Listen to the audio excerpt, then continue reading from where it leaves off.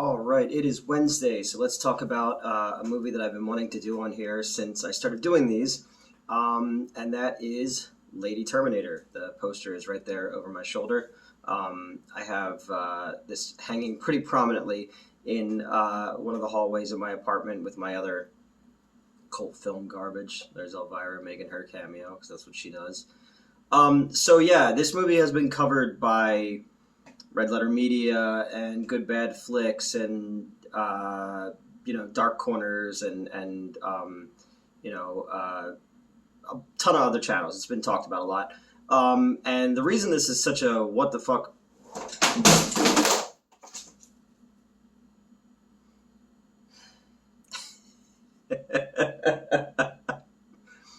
I knew that was gonna happen. I knew that was gonna happen. We're gonna keep going. You proud of yourself? She's just sitting there staring at me now.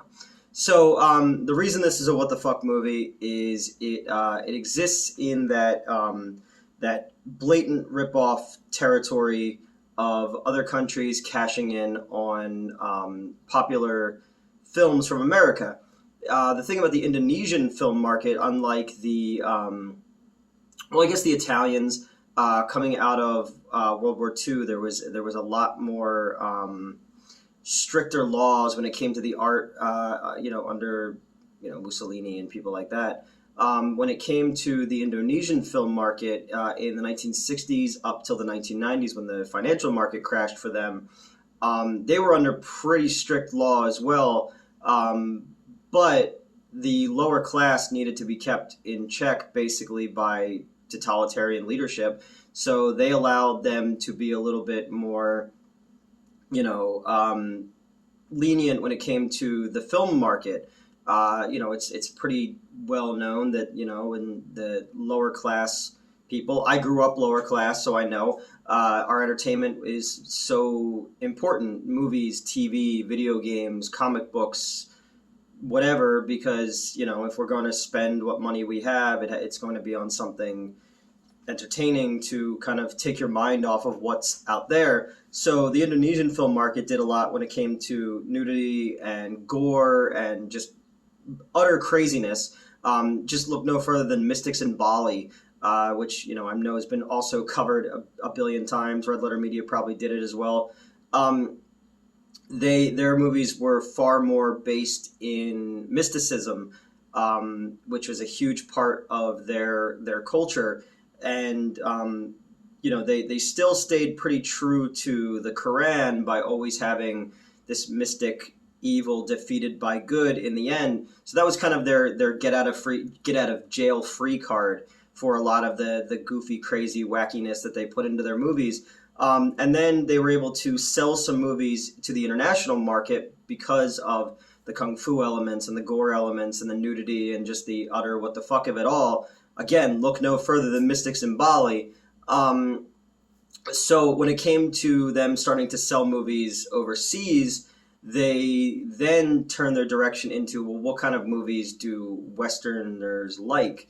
And it was the same thing that the Italians and the Spanish did, where they took a American or Western popular thing and then they made their own version of it, their own interpretation of it.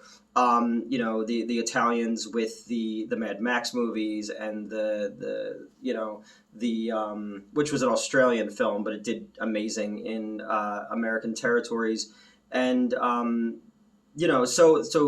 the Indonesians wanted to expand their footprint a little bit more, and a very, very successful film to come out in 1984 was Arnold Schwarzenegger's The Terminator. James Cameron, credit where credit's due. So they wanted to make their own version of that. And it was kind of towards the tail end. It was 88 or 89 it came out, kind of towards the tail end of their film market being as successful as it was in Indonesia. And they gave it their own spin. There's nothing I can say about this movie that somebody else hasn't already said way better than me. But I love the idea that they start out with the South Sea Queen, this witch who no man can satisfy her, and every guy who does, the snake or eel or whatever it is that lives inside her vagina bites their dick off. But then this like white dude shows up and pulls the snake out, and he turns it into a dagger out of nowhere. And so she's like, "Oh yeah, I'm gonna like curse your great great granddaughter in 100 years." Gotcha. And then if I was that guy, I'd be like, "Well, I'll be dead at that point." And okay, go right ahead. So the South Sea Queen wanders into the sea and waits for 100 years for for the great great granddaughter of this dude to show up, and that's when Barbara Ann Constable shows up in the movie. And what's funny is this poster. I'm gonna pick it up and see if she drops it again.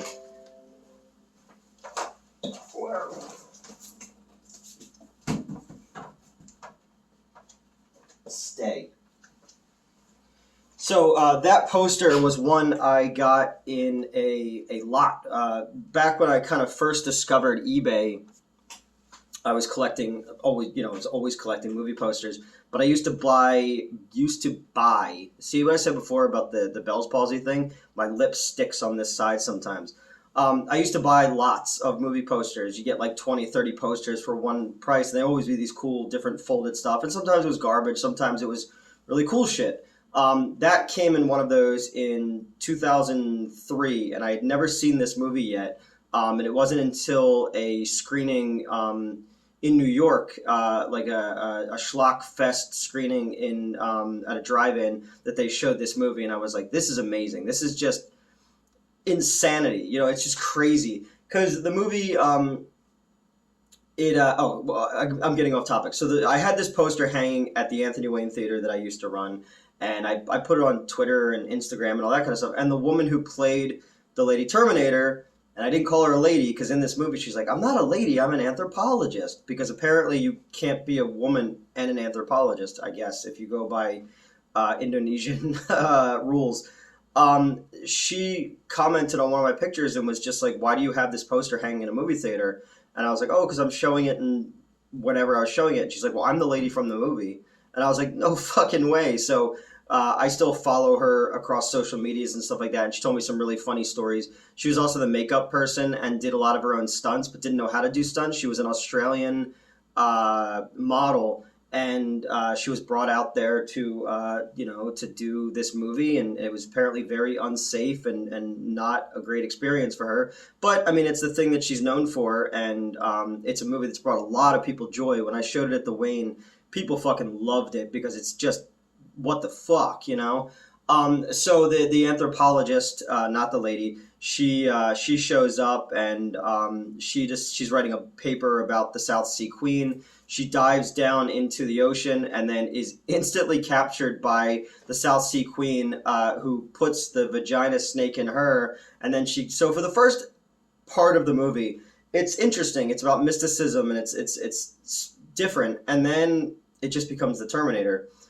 but a lady Terminator, hence the title. Not that Christina Loken played that in Terminator 3. I've only seen Terminator 3 once. So then, like, she's out for revenge of the guy who pulled the snake out of her vagina. And this woman is like a pop star in Indonesia, and she's playing at the Not Tech Noir. And so the Lady Terminator just goes about shooting dudes in the dick a lot and kicking dudes in the dick a lot. And she shot a bunch, and nothing seems to matter. And they just take scenes verbatim from the Terminator, which I guess isn't that big a deal because the Terminator's basically been ripping itself off from part 3 on. Like, every one of them has to work in "I'm back" and or "I'll be back," and he says "I'm back" in Genesis, right? The one that they backed up a truck full of money to James Cameron's house and were like, "Here, say this was good," and he's like, "All right, yeah, it was great." It's got Emilia Clarke. I've never seen a single episode of Game of Thrones. I knew she was on that show though, which is weird because I love boobs and I love dragons and zombies and wieners, and those are all in that show, but I just never got around to seeing it. But yeah, so this movie is just kind of beat for beat the Terminator, and you have the scene where Arnold goes and destroys the police, the police station and all that kind of stuff. You have our main character who's kind of like your Kyle Reese, And he's got he's got a friend who's his credit in this movie is his name is Adam Stardust, and that's fucking hilarious. I was just like, Adam Stardust is a great name. That sounds like it would be like an '80s like Marvel character. You know. Um, so yeah, so this guy has these friend, and his friend's name is Snake. Not to be confused with Snake Plissken or Snake from the Metal Gear Solid series. This dude is Indonesian, but he has a blonde wig, looks like with a mullet, and all of his lines are like "bitchin', yeah, all right." Like he's like Indonesian Keanu Reeves with hockey hair. Um, and then you just go from scene to scene where the cops are tracking down because every guy who the Lady Terminator kills, I guess like she keeps killing dudes and like mangling their dicks, or like they're ripped off or something like that. So I guess like part of her the South Sea Queen's power is like she's got to be like fueled by wieners. I don't know. I've known a few girls like that in my life. So there's just the cops are after him, and the Kyle Reese guy and his friends who just so happen to have like rocket launchers and tanks at their disposal. You even have the scene. Oh, my neighbor's big dog. You even have the scene where she goes into the bathroom and like cuts the eye out like Arnold does, but it doesn't make sense because she's just a lady Terminator who's possessed by a snake vagina lady, not a cyborg like Arnold was. But the effect they do it isn't bad. And I also like that everyone who's an assistant in this movie, their credit is ass, like ass director, ass cameraman, and I was just like, awesome. I love it. And it just goes, all the way down, shooting dicks, kicking dicks, ripping off lines from the other Terminator movie, until the end when not Kyle Reese's friends show up again with their tanks and their rocket launchers. Lady Terminator shoots a helicopter out of the sky, and then the model just hangs there on fire on the string, and it's pretty amazing. And then they just keep blowing the fuck up out of her until she's like, she's all burned up and looks like a monster almost. And they just keep shooting and shooting and shooting, and their guns don't run out for 10 minutes, like literally no reloading, just keep firing as she's killing them. And then finally, because you don't have the dystopian hellscape Los Angeles future that they have in the James Cameron version, you have like this mystic realm where there's this like Fu Manchu looking guy meditating, and then he shows up and kills her with the dagger, and it ends the curse, and then the dagger flies off in the sky, and they all fucking wave at it like it's the end of the movie Grease. This movie's wild, and I love showing it for a crowd, and even explaining it. You're like, okay, so what I gathered is the Terminator ripoff and a bunch of dicks get ruined. Yeah, basically. The South Sea Queen angle doesn't really work, but it does because again, when these other cultures are interpreting their versions of these stories, they have to localize it in some way. When I worked in the video games department at the other company, there was a lot of taking a game and then localizing all the dialogue in the game, like the Angry Video Game Nerd game. I was one of the producers on that one, and like all the different regions that you release in. Because I used to do the back end stuff for getting the games onto Switch and Steam and Xbox and PlayStation, and you have to select certain countries you're going to sell it in, and then you have to localize your game to those countries. And we would have like people from Brazil or people from Australia or whatever coming back and going like, well, what does shit pickle mean? And then we'd have to explain it, and then they would have to interpret it what people in those countries would know that as, and it was pretty fucking funny to read that was someone's job to localize the dumb bullshit from a comedy retro video game. But they would have to do this for these movies too. And I just think that's really interesting to say, like, what would a Western audience like, but what would our audience like, and then how do we make that Hollywood thing more our thing? I know I keep repeating myself. It's just, again, I'm trying to figure out a way to talk about this movie that other people haven't talked about yet. And I'm a big fan of Indonesian cinema. I'm a big fan of cinema from around the world, basically. just because I like the idea of what other countries think is scary, how we take our monsters and filter it through their lens, but then how do they do that back to our stuff? Again, like they have these American Adam Stardust is supposed to be like an American action hero guy, and he just sounds like a cartoon of a surfer guy, you know. So that kind of stuff is really neat in this, and it's an interesting twist on how you do the Terminator. I think this one is way better than like every Terminator movie that's come out since Part Three. Three is really saved by that ending where fate is inevitable. You know, I think that's a cool idea. Genesis was awful. The one where Christian Bale, like, oh, good for you. That was pretty bad. They give away everything. And then, which one? The dad from Pet Sematary. That was Genesis, where the dad from the Pet Sematary remake was actually John Carter. John, but he was also a Terminator, and he had like nanobot technology. And then Doctor Who shows up for no reason. And then I think there was another one, Dark Fate. Yeah, the one where Linda Hamilton comes back, and there's like a lady Terminator that's not that lady Terminator. Actually, they've done Lady Terminator a couple times because the Sarah Connor Chronicles also had like a gal Terminator. So not a new thing, but it started. They did it here first, you know. And yeah, that last one was like yeah, I barely remember. There was like a fight on a cargo plane at the end, and the dude who played the Ghost Rider on Agents of Shield was the bad guy. I think I know I saw it. They all blend together in my head. So I don't know. The first two are great. Terminator 2 is one of the best movies ever made. You know, the special effects in that still hold up to this day. But yeah, no, just rambling now because again, I'm trying to figure out what I could say about the Terminator, Lady Terminator, that other people haven't already said. Other than anytime you watch this with a crowd, it always gets an amazing reaction. It is such a midnight movie. I would put it up there in the likes of like a Plan 9, like a Troll 2, when it comes to bad movies that are just total crowd pleasers. Because this one, it doesn't like let up and let you breathe. It just keeps throwing fucking craziness at you every chance it gets.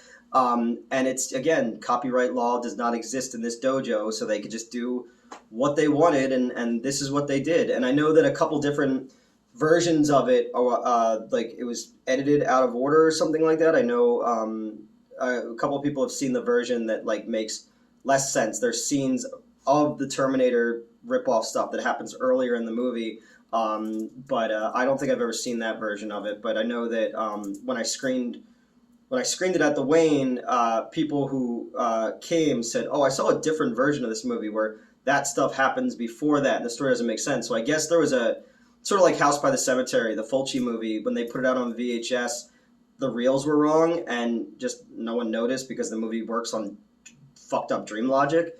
But you can find this movie for free on YouTube. You can also find way better movie reviews than this one. But I just wanted to talk about it, and thankfully my cat didn't come and knock the poster frame off the wall, off the counter again. So that's it for this week.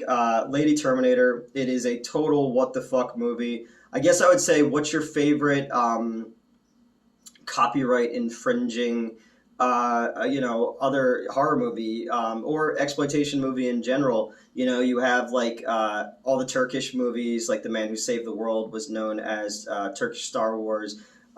You have like Macho Man, I think was German, was like their version of Rocky. Or you just go into every movie that like the mockbusters that Wild Eye or The Asylum put out, where it's like Transmorphers, Snakes on a Train,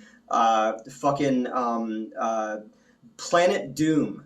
Or Planet Dune was a movie that came out in October that had Sean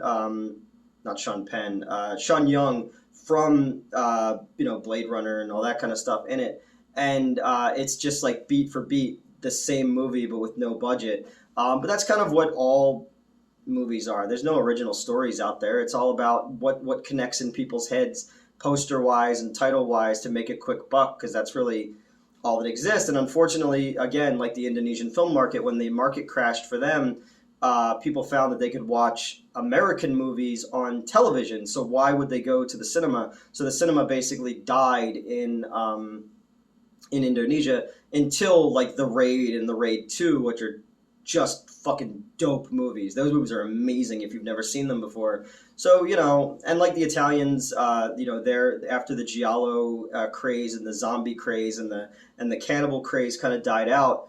They died there. I think, like, if you put it down to it, Cemetery Man is probably the last great Italian horror movie to me, and Stage Fright might be the last great giallo film, and even that one was trying to be more of an American slasher film than anything. So yeah, I'm a fan of mockbusters. I'm a fan of weirdo exploitation cinema from other countries.